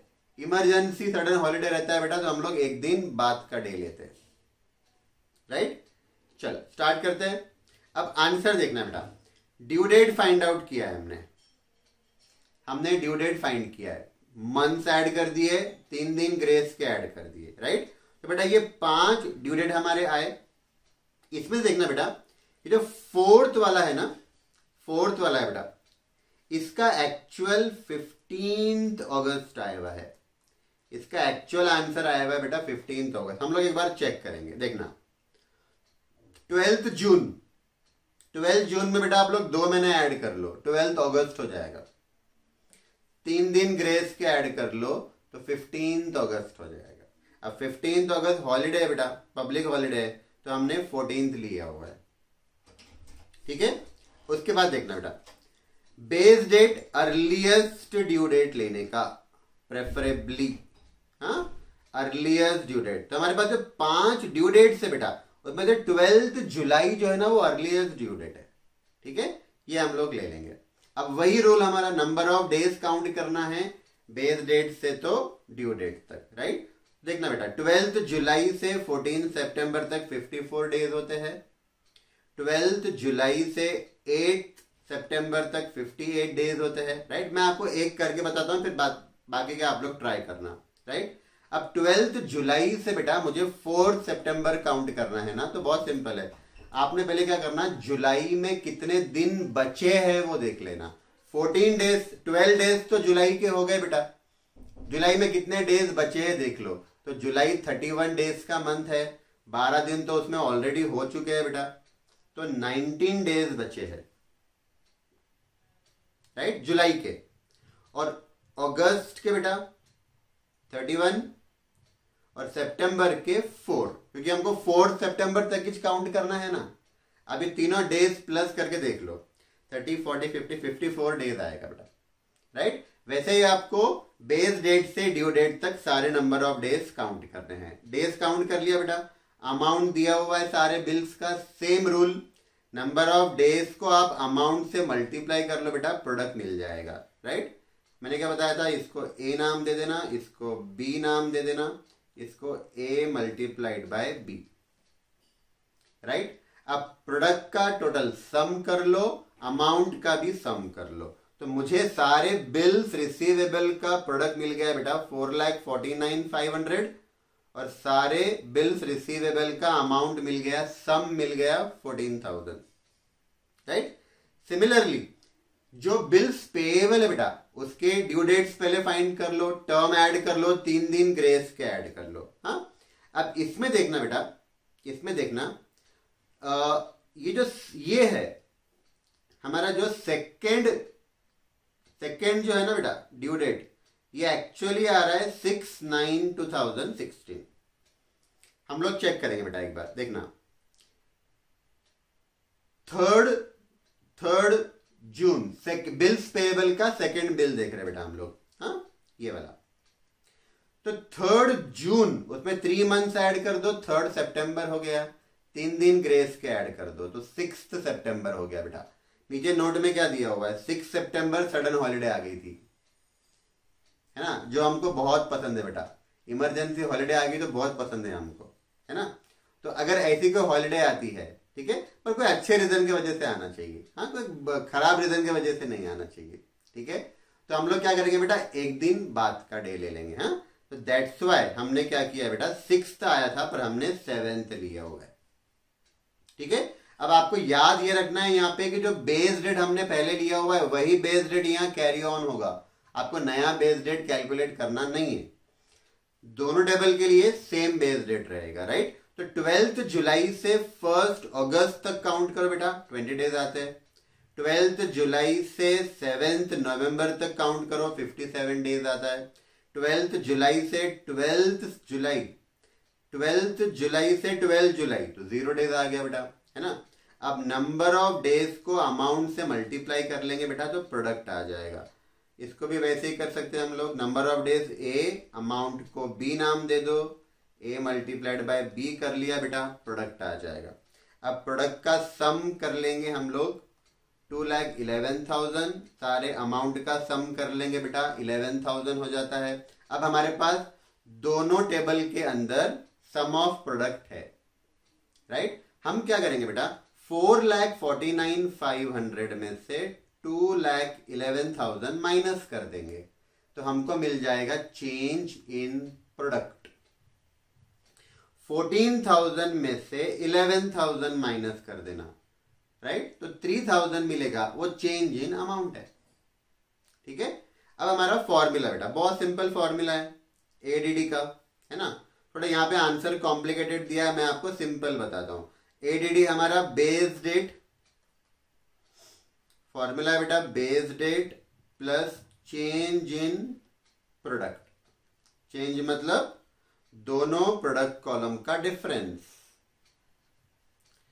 Change in product upon change in amount, yes, ठीक है बेटा। तो देखो हमारा बेस डेट था 12 जुलाई, बेस डेट था बेटा 12 जुलाई, चेंज इन अमाउंट 449,500 में से 2,11,000 माइनस किया बेटा, तो 238,500 आएगा, राइट। 14,000 में से 11,000 माइनस करो, 3,000 आएगा बेटा। 12 जुलाई प्लस 79.5 डेज आ रहा है, तो इसका नेक्स्ट डे ले लेंगे हम लोग 80, इसमें हमको 80 डेज ऐड करने हैं, राइट। तो ये हमारा आंसर आएगा बेटा, आंसर आएगा 30 सितंबर, 30 सितंबर। यानी ड्रॉवी ने क्या करना है बेटा, 30 सितंबर को पे करना है 3,000 रुपीज। कैसे आया 3,000 बेटा, 14,000 उसमें से 11,000 माइनस कर दो, नेट उसने 3,000 पे कर देना। अगर एडीडी से लेट पे किया तो फिर इंटरेस्ट के साथ देना, और एडीडी से अर्ली पेमेंट किया बेटा तो फिर उसको डिस्काउंट भी मिलेगा, राइट। तो ये हमारा केस नंबर 2 था बेटा। आ जाओ केस नंबर 3 देखेंगे। Case number 3, learn calculation of average due date where amount is paid in installment, right. बहुत सिंपल सा केस है बेटा।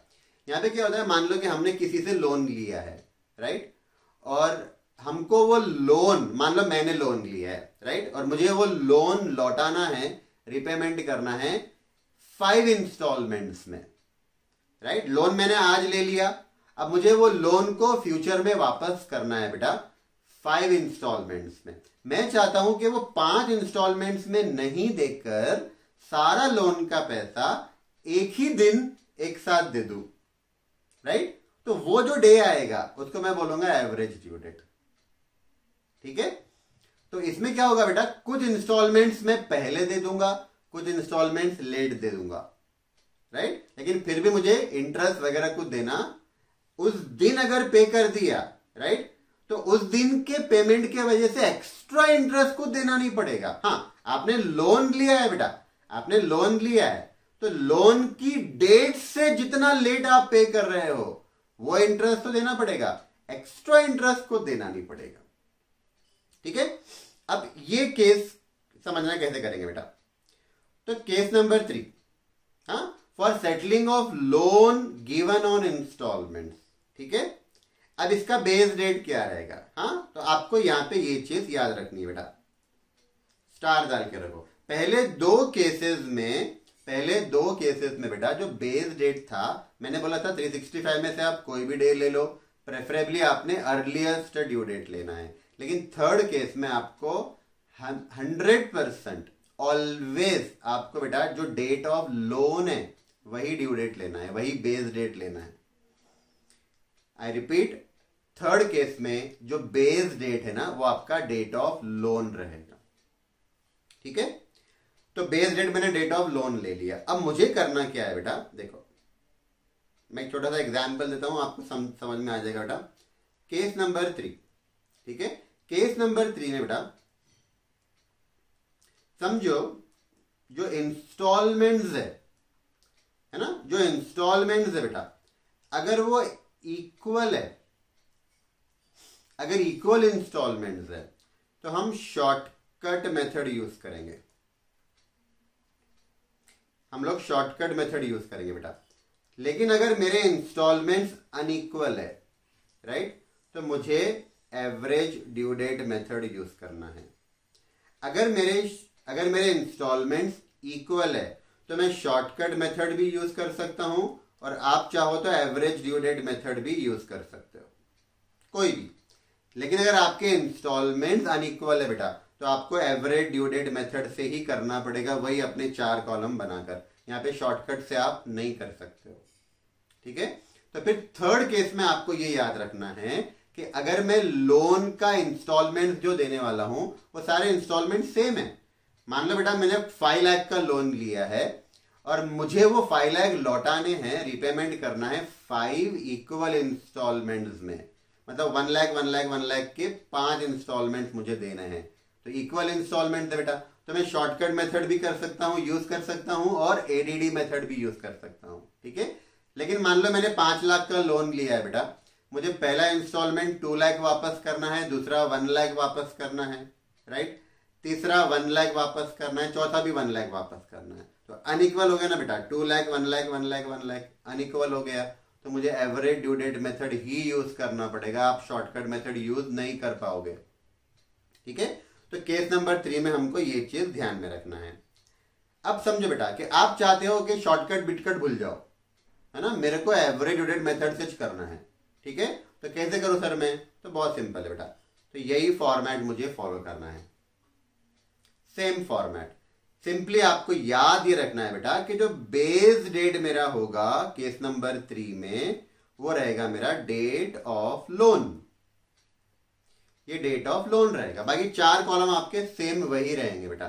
तो पहला कॉलम आप लोग क्या करेंगे, ड्यू डेट ऑफ इंस्टॉलमेंट ले लेना, second column amount of installment ले लेना, थर्ड कॉलम बेस डेट से तो ड्यू डेट तक के नंबर ऑफ डेज या नंबर ऑफ मंथ्स या नंबर ऑफ ईयर्स जो भी आ रहा है बेटा, जो इजी जा रहा है सॉल्व करने में, वो ले लेना आप लोग यहाँ पे, राइट। और फिर वही प्रोडक्ट कॉलम बनाना और सेम फॉर्मूला हमको यूज करना है बेटा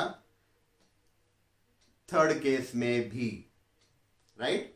देखना बेटा फॉर्मूला क्या है मेरा, एवरेज ड्यू डेट फाइंड करने का। हेडिंग पढ़ो क्या है, हेडिंग क्या है, एवरेज ड्यू डेट, राइट। देखो फॉर्मूला क्या है बेटा, case number 3 date of loan लिया, डेट ऑफ लोन लिया, डेट ऑफ लोन क्या बेटा मेरा, डेट ऑफ लोन है मेरा बेस डेट,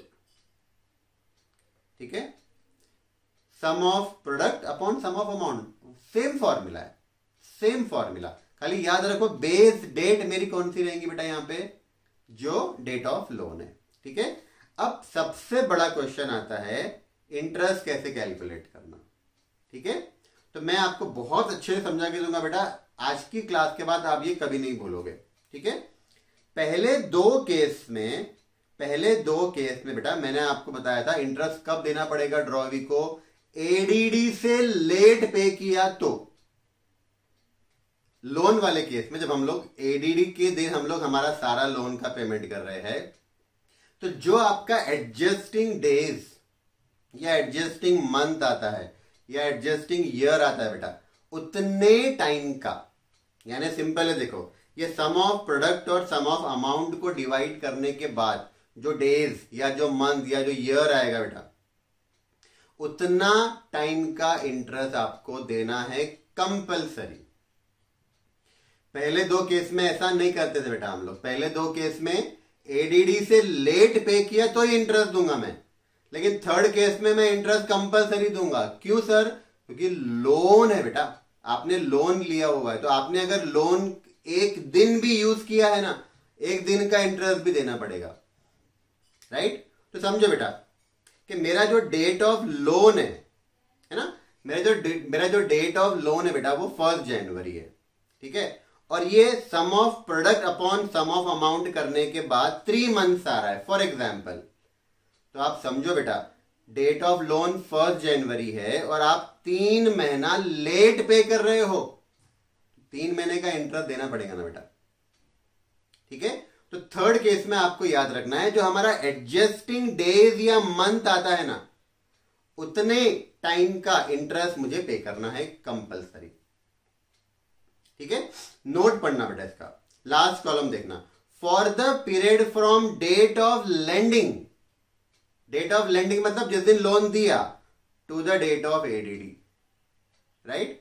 तो सिंपल है बेटा, अगर मैं आपको ये बोलूं, ये मेरा आया एडीडी, मैं क्या बोल रहा हूं, डेट ऑफ लोन से काउंट करो एडीडी तक और इतने टाइम का इंटरेस्ट दो कंपलसरी। इसका मतलब बेटा मैं इसकी बात कर रहा हूं ना,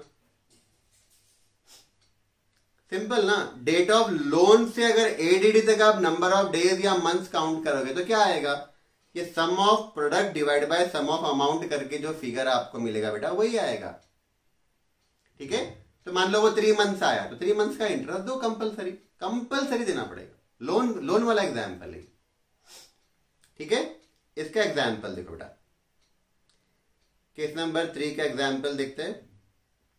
₹10,000 lent by Das brothers to Kumar and sons on 1 January 2011 is repayable in 5 equal annual installments। Equal बोला है बेटा, मतलब यहां पे हम लोग शॉर्टकट मेथड यूज कर सकते हैं और एडीडी मेथड यूज करना है, वही अपने 4 कॉलम बनाकर, तो वो भी कर सकते हैं। आपको जो इजी लगता है वो करो। एडीडी मेथड तो हमने पहले 2 केस में देखा ही है बेटा, वो तो आपको आता ही है ना। मैं आपको ये वाले केस में शॉर्टकट मेथड बता रहा हूं, राइट। और मैं सजेस्ट करूंगा आप लोग घर पर यही क्वेश्चन को एडीडी मेथड से भी ट्राई कर लेना, ठीक है। देखना बेटा, रेट ऑफ इंटरेस्ट 5% है, हाँ। अब समझो 10,000 रुपीज का लोन लिया है, राइट, और जो लेंडर है बेटा वो बोल रहा है कि ये लोन को 5 इंस्टॉलमेंट में वापस करना, राइट। मतलब जो इंस्टॉलमेंट है बेटा वो हमारा 2,000 रुपीज का आएगा, है ना। 2,000 रुपीज का हमारा एक इंस्टॉलमेंट आएगा पर एनम, ठीक है। अब आप समझो ये इंस्टॉलमेंट मुझे कब से पे करना है बेटा, 1 जनवरी 12 से पे करना है। लोन कब लिया है मैंने, 1 जनवरी 11 को लोन लिया है और मुझे रीपेमेंट स्टार्ट करना है 1 जनवरी 12 से। मतलब आपने आज लोन लिया है बेटा 1 जनवरी 11 को और आज से 1 साल बाद आपको लोन का रीपेमेंट स्टार्ट करना है, राइट। तो बहुत सिंपल है बेटा। आप मुझे ये बताओ, आप पहला इंस्टॉलमेंट कब पे करोगे, आज से 1 साल बाद। दूसरा इंस्टॉलमेंट कब पे करोगे, आज से 2 साल बाद। तीसरा इंस्टॉलमेंट कब पे करोगे, आज से 3 साल बाद। आज से मतलब डेट ऑफ लोन से काउंट करना है मुझे हमेशा काउंट करना है बेटा डेट ऑफ लोन से, राइट। तो तीसरा इंस्टॉलमेंट मैं आज से कब पे करूंगा, 3 साल बाद। फोर्थ इंस्टॉलमेंट आज से कब पे करूंगा, 4 साल बाद। 5वां इंस्टॉलमेंट आज से कब पे करूंगा बेटा, 5 साल बाद, राइट। तो ये जो नंबर ऑफ इयर्स मुझे मिला ना, पहला इंस्टॉलमेंट 1 साल बाद, दूसरा इंस्टॉलमेंट 2 साल बाद, तीसरा 3 साल बाद, चौथा 4 साल बाद, 5वां 5 साल बाद। तो ये जो नंबर ऑफ टाइम हमको मिल रहा है 1 2 3 4 5, राइट, ये हमारे काम का है। शॉर्टकट मेथड में आपको कोई टेबल बनाने की जरूरत नहीं है, आप लोग डायरेक्टली फॉर्मूला स्टार्ट कर सकते हो, right. No need to prepare any table whatsoever shortcut method के अंदर, ठीक है। तो हमारा फॉर्मूला क्या है बेटा, एवरेज ड्यू डेट का डेट ऑफ लोन ले लो, राइट। उसमें हम प्लस करेंगे क्या, देखो, sum of the number of years या मंथ्स या days from the date of lending, जिस दिन लोन दिया तो वहां से तो जिस दिन रीपेमेंट हो रहा है। अभी मैंने बताया कि पहला इंस्टॉलमेंट मैं आज से कब पे कर रहा हूं, लोन लिया वहां से मैं पहला इंस्टॉलमेंट 1 साल बाद पे कर रहा हूं। दूसरा इंस्टॉलमेंट बेटा आज से 2 साल बाद पे कर रहा हूं। तीसरा इंस्टॉलमेंट आज से, लोन लिया उस दिन से 3 साल बाद पे कर रहा हूं। चौथा इंस्टॉलमेंट हम लोग 4 इयर्स के बाद पे कर रहे हैं। फिफ्थ इंस्टॉलमेंट हम लोग 5 इयर्स के बाद पे कर रहे हैं। तो ये 1 + 2 + 3 + 4 + 5 करना और डिवाइड करना बेटा number of installments. Number of installments question में 5 दिया हुआ है, राइट। अब क्या होगा देखो, बहुत सिंपल है बेटा। 1 + 2 + 3 + 4 + 5 करना तो 15 आएगा। 15 डिवाइड बाय 5 करो बेटा, 3 आता है। डेट ऑफ लोन में ये 3 इयर्स ऐड कर लो, 1 जनवरी 14 आएगा, राइट। अब मैं आपको इसकी ट्रिक बताता हूं बेटा। अगर आपको क्वेश्चन में बोला हुआ है, ध्यान से सुनना, अगर क्वेश्चन में बोला हुआ है कि 1 लाख का लोन दिया और ये लोन का रीपेमेंट करना है 4 इक्वल एनुअल इंस्टॉलमेंट्स, अगर ऐसा क्वेश्चन आया बेटा, राइट, तो आप समझना कि हमको हमारे फॉर्मूले में जो न्यूमरेटर है ना, वहां पे क्या लेना है बेटा, 4 इक्वल इंस्टॉलमेंट्स बोला है ना, तो आप लोग 1 + 2 + 3 + 4 कर लेना। 5 इक्वल इंस्टॉलमेंट्स बोला है बेटा, तो 1 + 2 + 3 + 4 + 5। 6 इक्वल इंस्टॉलमेंट्स बोला हो, मान लो 6 लाख का लोन दिया और बोला कि इसको रिपेमेंट करना है 6 इक्वल इंस्टॉलमेंट्स, 1 + 2 + 3 + 4 + 5 + 6। सिंपल, ऐसे ही आने वाला है, राइट। ये हो गया बेटा, 3 इयर्स आ गया। अब इंटरेस्ट कौन से, कितना इंटरेस्ट पे करेंगे, राइट। तो ये जो 3 इयर्स आया ना बेटा, ये जो 3 इयर्स आया ना, इतने इयर्स का इंटरेस्ट मुझे पे करना है, 3 इयर्स का। क्यों सर, तो समझो बेटा, आपने लोन कब लिया था, जनवरी 1 11 को, और आप लोन कब लौटा रहे हो, 1 जनवरी 14 को लौटा रहे हो बेटा। एडीडी को आप लोन का रीपेमेंट कर रहे हो, मतलब आप 3 साल बाद लोन का रीपेमेंट कर रहे हो, राइट। आपने लेंडर का पैसा 3 साल तक यूज किया है बेटा, तो आपको 3 साल का इंटरेस्ट देना पड़ेगा, राइट। पहले 2 केस में एडीडी से लेट पेमेंट किया तो इंटरेस्ट देना, तीसरे केस में बेटा आपको कंपलसरी इंटरेस्ट देना है। ये जो एडजस्टिंग डेज, मंथ या ईयर आएगा ना, उतने पीरियड का इंटरेस्ट मुझे देना पड़ेगा, राइट। अच्छा, ये जो हमने 1 + 2 + 3 + 4 + 5 इयर्स लिया है ना बेटा, तो ये मंथ भी हो सकते हैं क्या सर, हो सकते हैं बेटा। मैं एग्जांपल लेता हूं, देखो, मान लो हमको बोला है कि 1 लाख रुपीस का लोन दिया लेंडर ने और बोला कि 4 इक्वल मंथली इंस्टॉलमेंट्स बोला, 4 इक्वल मंथली इंस्टॉलमेंट। और ये लोन कब दिया है बेटा, समझो लोन दिया है 1 जनवरी 19 को, राइट। तो अब मेरा एडीडी कैसे आएगा, तो 1 जनवरी 19 डेट ऑफ लोन है ना। अब यहां पे मैंने न्यूमरेटर में क्या लेना है, तो 4 इक्वल मंथली इंस्टॉलमेंट्स बोला है, मतलब पहला इंस्टॉलमेंट मैं 1 महीने के बाद दूंगा, दूसरा आज से 2 महीने के बाद दूंगा, तीसरा आज से 3 महीने के बाद दूंगा, चौथा इंस्टॉलमेंट आज से 4 महीने के बाद दूंगा। तो पहला इंस्टॉलमेंट में 1 मंथ के बाद दे रहा हूं, दूसरा 2 मंथ के बाद दे रहा हूं, तीसरा बेटा 3 मंथ्स के बाद दे रहे हैं, चौथा 4 मंथ्स के बाद दे रहे हैं। टोटल कितने इंस्टॉलमेंट दे रहे हैं, 4, राइट। इसको सॉल्व कर लो, और जब हम लोग 1 + 2 + 3 + 4 करेंगे 10 आएगा बेटा, है ना। 10 डिवाइड बाय 4 करना, 119 + 2.5 आएगा, ये 2.5 मंथ्स रहेगा, ईयर नहीं है अभी, अब ये मंथ्स है, क्योंकि आप मंथली इंस्टॉलमेंट्स पे कर रहे हो ना बेटा, राइट। तो अगर आपने न्यूमरेटर में यहां पे मंथ्स लिए है, 1 महीने के बाद, 2 महीने के बाद, 3 महीने के बाद, तो आपका जो ये एडजस्टिंग टाइम आएगा बेटा, एडजस्टिंग पीरियड आएगा, वो मंथ्स में आएगा, ठीक है। तो वैसे ही ये डेज में भी हो सकता है, समझ में आ रहा है, चल ठीक है बेटा, राइट। तो इन दिस वे हम लोग शॉर्टकट मेथड से एवरेज ड्यू डेट कैलकुलेट कर सकते हैं। और आपको अगर इसी को अगर एडीडी मेथड से करना है बेटा, तो आप कर सकते हो, वही 4 कॉलम बना लो और जो डेट ऑफ लोन रहेगा ना उसको बेस डेट बनाओ और सॉल्व करो, राइट। तो चलो बेटा, हाँ, और एक चीज, अगर नंबर ऑफ इंस्टॉलमेंट्स, जो इंस्टॉलमेंट्स का अमाउंट है बेटा, अगर वो अनइक्वल है तो शॉर्टकट मेथड अप्लाई नहीं कर सकते, है ना। उस केस में आपको कैसे भी करके एडीडी मेथड ही फॉलो करना पड़ेगा, राइट। तो चलो बेटा, लास्ट केस है हमारा टॉपिक का, केस नंबर 4 है बेटा, राइट। अब केस नंबर 4 समझना। केस नंबर 4 क्या है?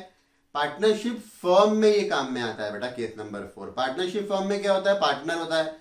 पार्टनर बेटा थ्रू आउट द ईयर कुछ पैसे ड्रॉ करता है on different time period, right. Different date को वो डिफरेंट अमाउंट क्या करता है बेटा? पैसे ड्रॉ करता है, ठीक है। मान लो एक पार्टनर है, उसने साल में 5 बार पैसे ड्रॉ किए, ठीक है। अब होता क्या है बेटा, समझना, इसका कंसेप्ट समझना। मान लो कि हमारा अकाउंटिंग ईयर एंड हो रहा है, पार्टनरशिप फर्म का अकाउंटिंग ईयर एंड हो रहा है 31 दिसंबर, राइट। अकाउंटिंग ईयर एंड हो गया बेटा, मतलब हमारा फाइनल अकाउंट बन गया होगा। फाइनल अकाउंट बन गया मतलब प्रॉफिट एंड लॉस अकाउंट भी बना होगा, और उसमें हमारा नेट प्रॉफिट आया होगा।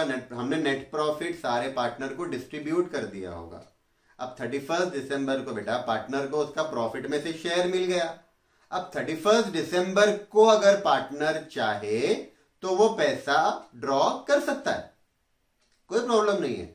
अगर ईयर एंड पे अगर पार्टनर पैसा ड्रॉ कर रहा है बेटा, तो अपने प्रॉफिट में से ड्रॉ कर रहा है, तो हम उससे इंटरेस्ट नहीं लेंगे। लेकिन अगर कोई पार्टनर बेटा, अगर कोई पार्टनर ईयर एंड से पहले अगर ड्रॉ करता है, ईयर एंड से पहले पैसा ड्रॉ करता है, मान लो उसने बेटा 1 जून को ड्रॉ कर लिया, राइट, तो हम उससे 7 मंथ्स का इंटरेस्ट लेंगे, क्योंकि उसको 31 दिसंबर को ड्रॉ करना अलाउ था ईयर एंड पे, पर उसने 7 महीने पहले ड्रॉइंग कर लिया है बेटा, तो फर्म उससे 7 महीने का इंटरेस्ट लेंगे, ठीक है।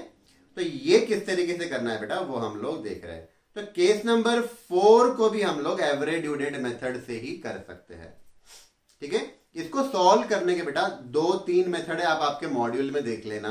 पहले उसमें आपके मॉड्यूल में बेटा 2 मेथड दिए हैं, एक ऑर्डिनरी मेथड है और एक एवरेज ड्यू डेट मेथड है। ऑर्डिनरी मेथड बहुत सिंपल है बेटा, वो आप देखेंगे आपको समझ में आ जाएगा, ठीक है।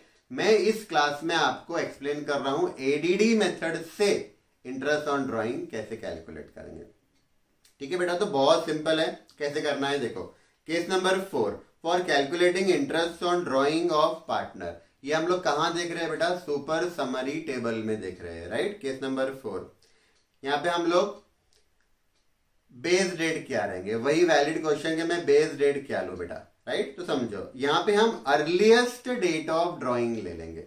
जो डेट ऑफ ड्राइंग है ना बेटा, मान लो 4 डेट ऑफ ड्राइंग आपको दी है, तो अब अर्लीस्ट डेट ऑफ ड्राइंग ले लो, चलेगा, ठीक है। वैसे हम लोग 365 डेज में से कोई भी डे ले सकते हैं, पहले 2 केस के जैसा, राइट। लेकिन अर्लीस्ट डेट ऑफ ड्राइंग लेंगे तो आपको सॉल्व करना थोड़ा सा इजी जाएगा, ठीक है।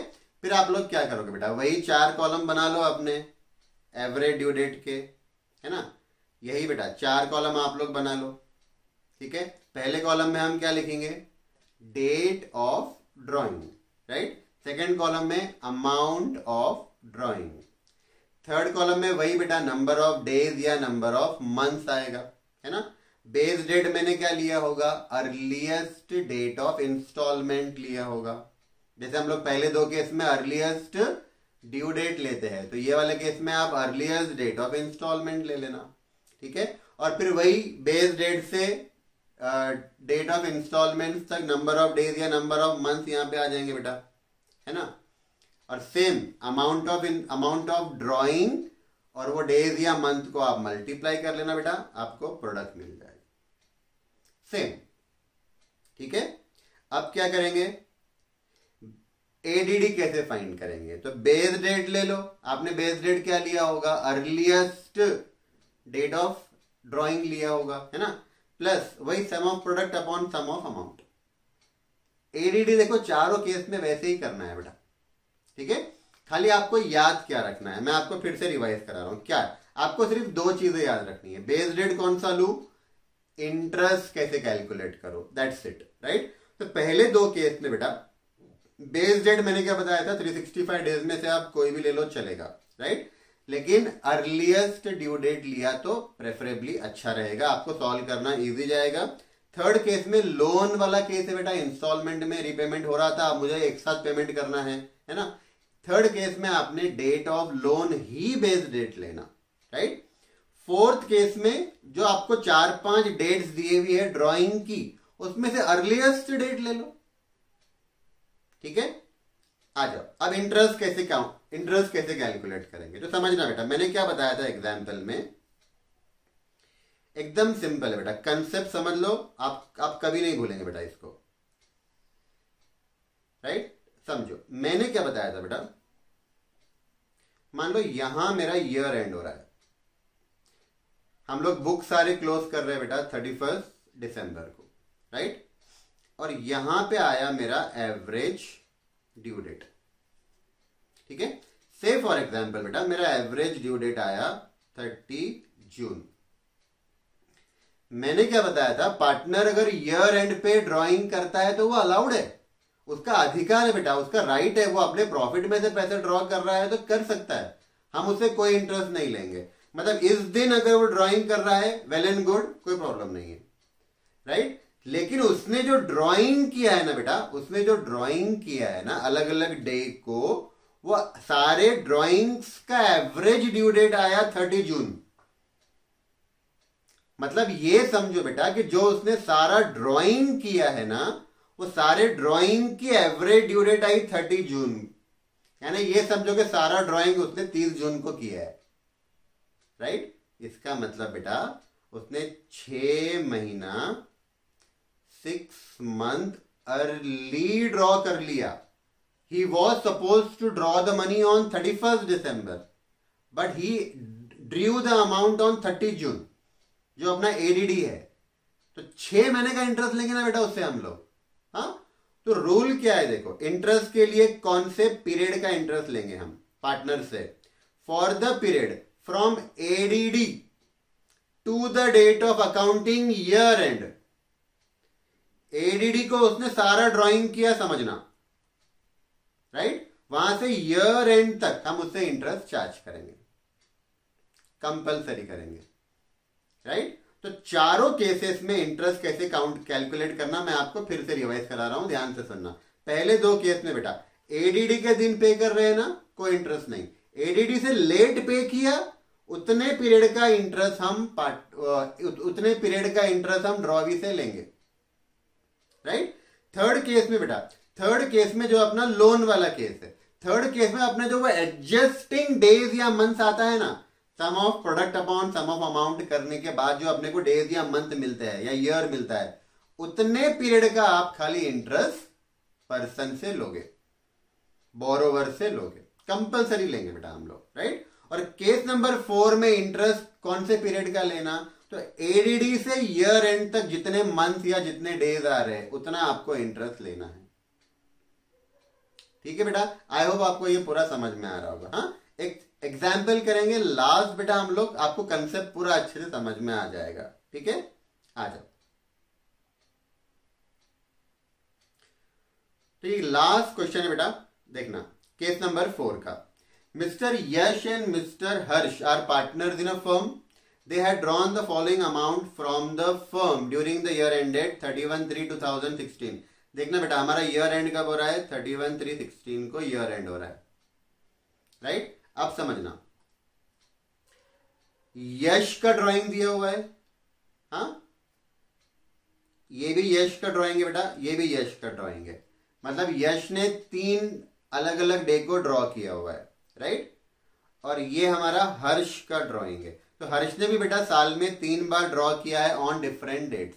हमको दोनों पार्टनर का इंटरेस्ट ऑन ड्राइंग फाइंड करना है यूजिंग एडीडी मेथड। इसका और एक सिंपल मेथड भी है, ऑर्डिनरी मेथड, वो आप देखोगे आपको समझ में आ जाएगा बेटा, ठीक है। तो हम लोग इसको सॉल्व करेंगे एडीडी मेथड से। अब देखना, पार्टनर से हमको इंटरेस्ट ऑन ड्राइंग लेना है 10% पर एनम, ठीक है। Calculate interest chargeable from each partner by using average due date system. यानी अगर वो ऑर्डिनरी मेथड से आप अगर आंसर एग्जाम में अगर करते हो तो आपको मार्क्स नहीं मिलेंगे बेटा। यहाँ पे बहुत क्लियरली बोला है एडीडी मेथड से करो, ठीक है।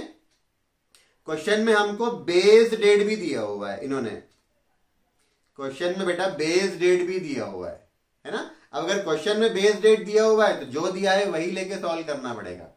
अब आपका दिमाग मत लगाना, ठीक है। नहीं दिया है तो मैंने बताया बेटा अर्लीस्ट डेट ऑफ ड्राइंग, उसको आप बेस डेट मान सकते हो, ठीक है। चलो तो स्टार्ट करते हैं बेटा। पहला पार्टनर कौन है हमारा? यश, राइट। तो यश का इंटरेस्ट ऑन ड्राइंग हम लोग फाइंड कर रहे हैं बेटा, यश का फाइंड कर रहे हैं, मिस्टर यश का। तो यश ने बेटा साल में देखो 3 बार ड्रॉ किया हुआ है, 15 को, 36 को एंड 31 को, राइट। ये देख लो, ये इसके सारे के सारे डेट ऑफ ड्राइंग है, ये अमाउंट ऑफ ड्राइंग है बेटा। हमारा बेस डेट है 1 मई, क्वेश्चन में दिया हुआ है। 1 मई से 15 करेंगे बेटा तो 0 आएगा, फिर 1 मई से 30 जून करेंगे तो 60 डेज आएगा, राइट। ये थोड़ा सा ऊपर नीचे हो गया है बेटा, ध्यान में रखना। ये इसका है 0, ये 60 इसका है और 334 इसका है। 1 मई से 31 मार्च तक 334 डेज होते हैं बेटा। अब अमाउंट को नंबर ऑफ डेज से मल्टीप्लाई कर लेना, प्रोडक्ट मिल जाएगा, राइट। प्रोडक्ट का टोटल कर लिया बेटा तो ये आता है 62,10,000। अमाउंट की टोटल कर लिए तो 1,10,000, राइट। एडीडी का फॉर्मूला यूज कर लेना, वही फॉर्मूला है बेटा, सारे मेथड में हम लोग सेम फॉर्मूला यूज कर रहे हैं, राइट। तो 1 में हमने बेस डेट लिया था sir, sum of product upon sum of amount करके 57 डेज आता है। तो हमने 1 मई में 57 डेज ऐड करने हैं, राइट। तो हमको मिल जाएगा फ्रेंड्स 27 जून, राइट। अब समझना इसका इंटरप्रिटेशन। ईयर एंड हो रहा है बेटा 31 मार्च को, राइट, और 27 जून इज द एडीडी। हाँ, तो ईयर एंड को ड्राइंग करता तो कोई प्रॉब्लम ही नहीं था हमारे को, है ना। पर उसने ड्राइंग किया एडीडी को, ये समझना, जो उसने ड्राइंग किया है बेटा, सारा ड्राइंग, सारा मतलब कितना, 1,10,000। जो उसने 1,10,000 ड्रॉ किया है ना, आप समझना कि उसने सारा का सारा 1,10,000 एक ही दिन पे ड्रॉ कर लिया, समझ लेना, 27 जून को। तो उसने कितना अर्ली ड्रॉ किया हमको वो देखना है, ईयर एंड से कितना अर्ली ड्रॉ किया। तो सिंपल है बेटा, एडीडी से स्टार्ट करना, ईयर एंड तक काउंट करना, एडीडी से स्टार्ट करना, ईयर एंड तक काउंट करना। तो बेटा ये कितना आता है, 277 डेज आता है। देखो फ्रॉम 27 जून एडीडी से लेकर ईयर एंड तक 277 डेज आएगा। 277 डेज का इंटरेस्ट कैलकुलेट कर लेना बेटा, 8348 आएगा। मतलब हम पार्टनर से इंटरेस्ट लेंगे 8348। वो जो 1,10,000 उसने ड्रॉ किया है बेटा, वो नहीं लेना है उससे हमको वापस, वो तो हम कैपिटल में से माइनस कर देंगे ना उसके, हमको सिर्फ उससे इंटरेस्ट लेना है कितना बेटा, 8348। दूसरा पार्टनर है बेटा हमारा हर्ष, हमारा सेकेंड पार्टनर है मिस्टर हर्ष। उसने ये डेज को ड्रॉ किया है बेटा, है ना। और बेस डेट हमको क्वेश्चन में ही दिया हुआ है 1 मई लेना है, राइट। तो करो स्टार्ट बेटा। 1 मई से 14 अगस्त किया, 105 डेज होता है। 1 मई से 31 दिसंबर किया बेटा, 244 डेज होता है। 1 मई से 4 मार्च करेंगे, 307 डेज होगा बेटा। अमाउंट को नंबर ऑफ डेज से मल्टीप्लाई कर लो, प्रोडक्ट आ गया। प्रोडक्ट का समेशन कर लेना, अमाउंट का समेशन कर लेना, एडीडी फाइंड करना बेटा। 1 में base date plus 4,15,25,000 divided by 1,85,000 करेंगे, 225 डेज आता है बेटा। 225 डेज ऐड कर लेंगे ना तो हमको मिल जाएगा 12 दिसंबर। 12 December is your average due date. अब मैंने क्या करना है बेटा, 12 दिसंबर एडीडी से तो ईयर एंड तक देखना है नंबर ऑफ डेज कितने हो रहे हैं, राइट। तो नंबर ऑफ डेज हो रहे हैं बेटा 109 डेज। मतलब हमारे पार्टनर ने 109 डेज पहले ड्रॉ कर लिया था, तो उससे हम उतना इंटरेस्ट लेंगे ना बेटा, है ना। तो 1,85,000 पे 10% हमको 109 डेज का इंटरेस्ट लेना है, राइट। ये आता है बेटा 5525। ठीक है बेटा, तो आई होप कि आपको ये पूरा समझ में आया होगा। मैंने कोशिश किया है बेटा कि थोड़ा सा टाइम अपना ज्यादा हो गया, मैंने एक्सपेक्ट नहीं किया था, लेकिन मैंने आपको क्वेश्चंस भी साथ में करवाए हैं, राइट। तो जब भी आपको लगे कि मैं ये टॉपिक थोड़ा सा भूल रहा हूं तो आपने फटाफट एक बार इसको रिवाइज कर लेना। आप यूट्यूब पे देख रहे हो बेटा इसको, तो आप लोग थोड़ा सा फास्ट फॉरवर्ड करके भी 1.25 या 1.5 की स्पीड से आप देख सकते हो।